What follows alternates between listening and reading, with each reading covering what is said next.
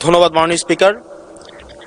মাননীয় স্পিকার, বর্তমানে আমাদের আসন্ন পরিবেশ সংকট এবং পরিবেশকে সামনে রেখে মানবিক বিপর্যয় রোধে এবং কিছুদিন পরে আমাদের বর্ষাকাল রয়েছে, সেটি রোধে আমরা দেখতে পাচ্ছি বাংলাদেশের যতগুলো নদী রয়েছে, নদীর যেই চর এবং নদীর পার সংশ্লিষ্ট যে জমিগুলো রয়েছে সেখানে অবাধে মাটি কাটা হয়, সেখানে ড্রেজার দিয়ে মাটি কাটা হয় এবং সেটির কারণে যেই অংশটি থেকে মাটি কাটা হয় এর আশেপাশের জমিগুলো হচ্ছে আপনার বিপন্ন হয় এবং কৃষি উৎপাদনমুখী করা যায় না, যার ফলে যেটি হয় আমাদের বন্যার সময় যে নদীর পার যেগুলো রয়েছে সেগুলো ভেঙে যায় এবং বন্যার সময় আমরা হচ্ছে যে ক্ষতি হয় সেই ক্ষতিটি 2 গুণ বা 3 গুণ বেড়ে যায়।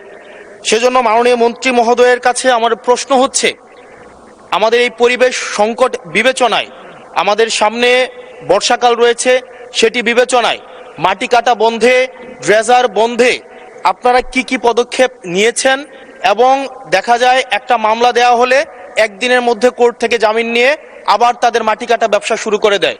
সেজন্য স্থায়ীভাবে এই বিষয়টি বন্ধে কি ধরনের পদক্ষেপ নেওয়া হবে সেই বিষয়টি জানতে চাচ্ছি।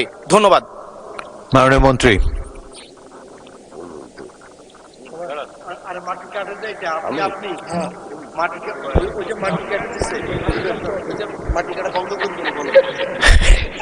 মাননীয় স্পিকার, আপনাকে ধন্যবাদ।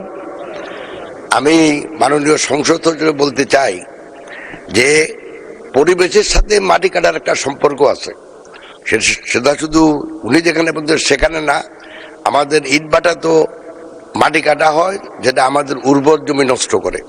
সেজন্য আমার মন্ত্রণালয় যথাযথ পদক্ষেপ নিয়েছে যাতে করে এই ধরনের অবাঞ্ছিত মাটি কাটা বন্ধ হয়। তবে উনার পার্টিকুলার এরিয়ায় যদি কোনো সমস্যা থাকে দয়া করে যদি উনি যোগাযোগ করেন তাহলে আমরা খুব তাড়াতাড়ি এবং তড়িৎ গতির ব্যবস্থা নেব ইনশাল্লাহ। আপনাকে ধন্যবাদ মাননীয় স্পিকার।